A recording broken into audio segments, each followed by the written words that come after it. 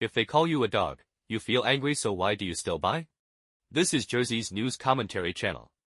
Recently, a single advertising slogan tore open a wound in China's consumer society. When I lower the price, won't you still come running like a dog? This is not a parody by netizens. This was a marketing slogan posted by the Swiss brand Logitech on its official account in China. The result?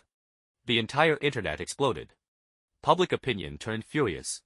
Users called for boycotts, hurled insults, and the topic shot to the top of trending lists. But what truly deserves attention is not the insulting slogan itself, but a more bizarre question: if they call you a dog, you feel angry, so why do you still buy?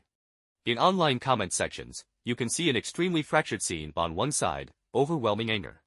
Boycott. I won't buy anymore. Blacklist this brand. On the other side, more hidden but more real behavior. Some people ask, are there alternative sellers? Some compare prices. Some even say, if the price drops, I'll reconsider. There is even a kind of split personality phenomenon, angry on one side, purchasing on the other, possibly the same person, cursing during the day, placing orders at night. This is not an isolated case. It is a structural reality of division. In one sentence, the anger is real, but the consumption is also real. Why does this happen? The answer is cruel, but realistic. For the vast majority of Chinese consumers, price matters more than dignity. There is a Chinese saying, even a single penny can defeat a hero. This is not a moral issue, it is a survival issue. It is not that people do not care about dignity, but that they have no choice. When a society has large groups of people living under unstable income, insufficient social security, high cost of living, limited purchasing power, then consumption behavior becomes extremely price sensitive. The logic of decision-making reduces to one thing: go wherever it is cheaper. At this level, dignity, brand, and emotion can all be abandoned. In other words, you can insult me, but as long as it is cheap, I will still buy. It sounds humiliating, but this is reality. Because when a person is struggling just to maintain basic living conditions, it is difficult to pay a premium for dignity. Poverty forces people to be realistic, forces them to be rational. But the issue is not that simple. If it were only about poverty, it would just be a problem of economic hardship. But China's situation is more complex. In China, their existence resembles an endless field of what I call red leaks. What are red leaks? First, they are economically humble. The economy has been sinking for a long time. Income is limited. Jobs are unstable. They are squeezed by platforms and capital. Upward mobility is narrowing. For many, the real situation is this: their existence is like that of pigs or dogs, perhaps even worse.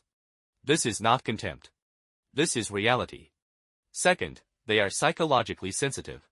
They have been subjected to long-term indoctrination by the Chinese Communist Party, narratives of national humiliation, hostile external narratives, collectivism. As a result, a unique and almost pathological psychological structure is formed: extreme sensitivity to national dignity. For example, the sign in old Shanghai, "No Chinese and dogs allowed," became a lasting memory of humiliation for generations.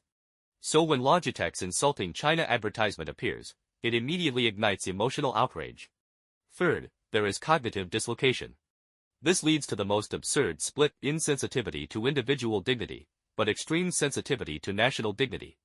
A person can accept being humiliated by a boss, being exploited by platforms, being manipulated by merchants, but cannot accept insulting China, insulting Chinese people.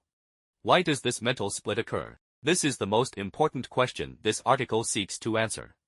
In my view, there are three reasons. 1. The individual is compressed, the collective is amplified. In an authoritarian system, individual space is compressed. Personal expression is restricted. As a result, emotional focus shifts from "who am I?" to "who are we?" In other words, when individual dignity disappears, people attach themselves to national dignity. I am part of the nation. Powerlessness in reality, emotional compensation.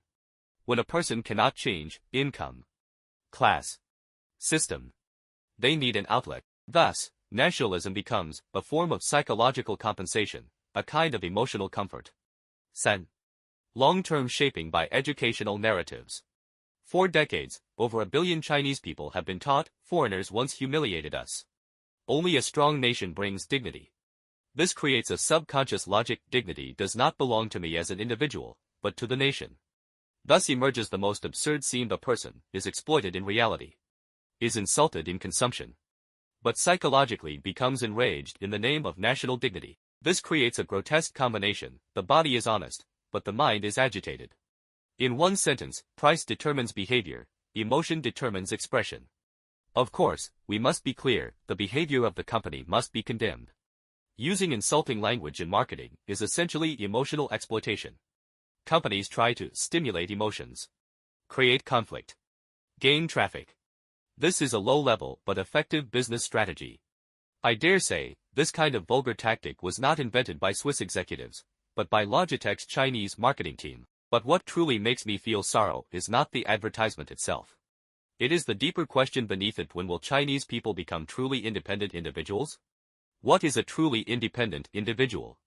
Someone with an independent personality. Someone with individual dignity. Someone with the ability to judge. Someone with a sense of boundaries. Not boxer-style blind nationalism, emotion-driven crowds, narrative-driven tools, or purely price-driven consumers. Only when a person no longer needs anger to prove themselves, no longer needs nationalism to replace the self, no longer needs to choose between dignity and price, can they become a complete individual. The real question today is, why does a society produce people who must curse while buying at the same time? When a person has no individual dignity in reality, but is filled with national dignity in the mind, they can only live in a state of division. And that is the deepest structural tragedy.